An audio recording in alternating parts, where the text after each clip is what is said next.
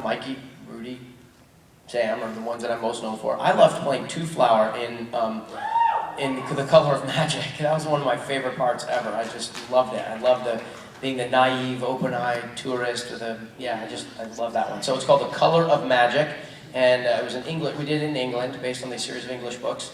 And Two Flower. I like Two Flower. That'll be my answer for now. I might change it tomorrow. Okay. Lord of the Rings favorite moments and memories. Gosh, there's a lot. The one I always talk about is, my daughter Allie, who's 18 now, was 3 then. Wow. In the last shot of the last scene of the last film, Eleanor, little 3-year-old Eleanor, comes running down the path to meet Sam when he returns to the Shire, to Hobbiton, and that was my daughter. So, yeah, it was nice that they let her do that. That was pretty cool. And while the feet were a little uncomfortable, and her hair took forever to do, get those little Goldilocks hair bouncing curl things, she had a great time, and she remembers it vividly. And so having my wife and daughter with me the whole time would be the thing there. The helicopters were pretty great too. Voiceover acting, I probably had 4,952 auditions for voiceover jobs without getting a single one. It wasn't until we got back from Lord of the Rings where I had done a lot of voice training to play Samwise Gamgee with a Hobbiton, you know how he sounds, Frodo. That didn't come so easily, all right?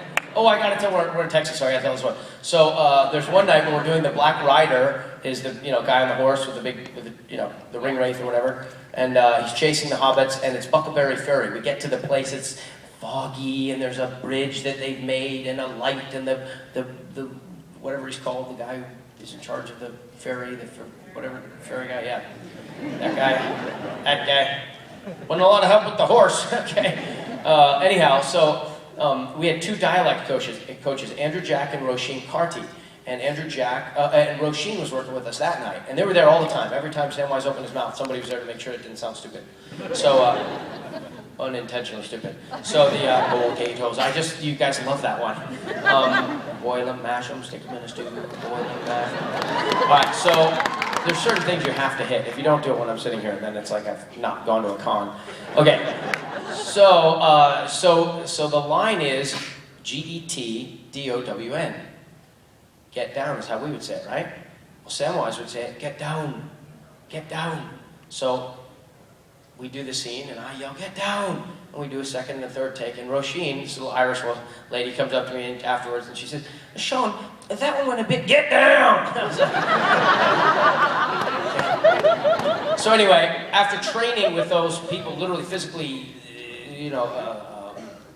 we had a bus. We'd go into this little thing, and they would teach us. We'd look at charts, and we'd study the mouth and learn how to work with your diaphragm and breathing. And it really was an amazing gift to give me this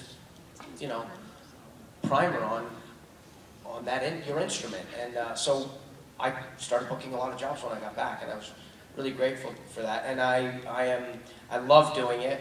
I'm getting to work with some of the great voiceover actors. Rob Paulson, obviously, is one of the. Rob is just great, and a lot of them, and you start to realize that there's this wonderful community of people and talent that aren't necessarily observable to people who aren't like you. You guys know about it, but a lot of people don't, and I didn't really appreciate it fully until I started doing it. So there's that. Comic book movies. Always want to be in comic book movies. I haven't searched any out lately. I do know that it's not a comic book, but Star Wars, they're doing a lot of Star Wars movies, so I don't know if R2-D2 had an uncle or something, but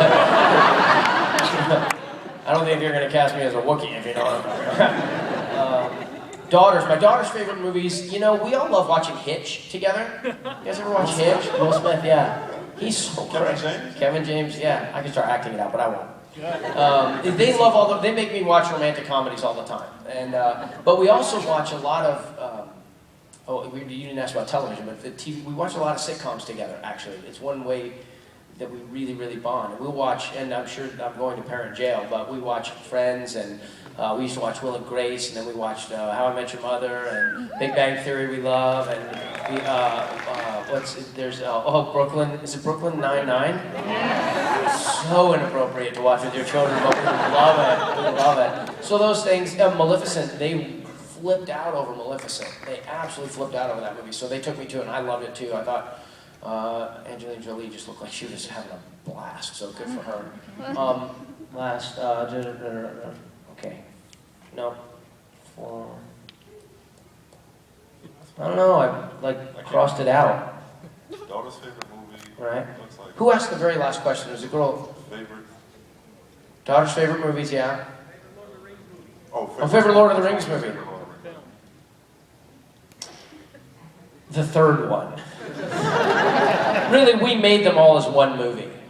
You know, we filmed them all at the same time. We would be filming scenes from the end of the third or beginning of the first in any given day, or all 3 films in any given day. So, but there are moments that I love, moments that are Samwise's moments, and then moments that are other people's moments that I cry a lot. Like Haldir, when Haldir comes to Helm's Deep and he tells them that he's come to honor the alliance between elves and men.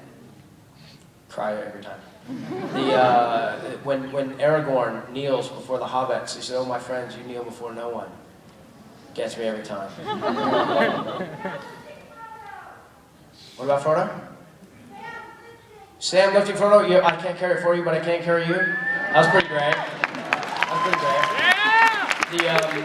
I'll finish on this thought here. I do this in every one. It's kind of a trope now for me to do, and I don't really do all of it. I just do a little piece of it. But basically, at the end of the 2 towers, when Sam and Frodo and Gollum are in the ruins of what do you call it? The Osgiliath ruins, and the Fell Beast, the Nazgul guys flying off, and there's a moment. The speech that Sam gets to give was not in the original movie. It was actually written. It was kind of found in response to the 9/11 tragedy and the mood of the world in the months after that.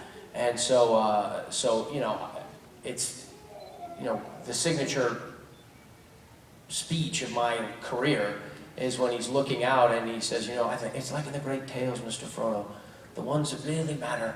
Folk in those stories had lots of chances of turning back, only they didn't. They were holding on to something. And Frodo says, well, what are we holding on to, Sam? Sam says, if there's some good left in the world, Mr. Frodo, and it's worth fighting for. That, like, you gotta love that one. But that's the second film, and I said the third. I don't know, it's up to you. Bye, everybody. Thank you so much.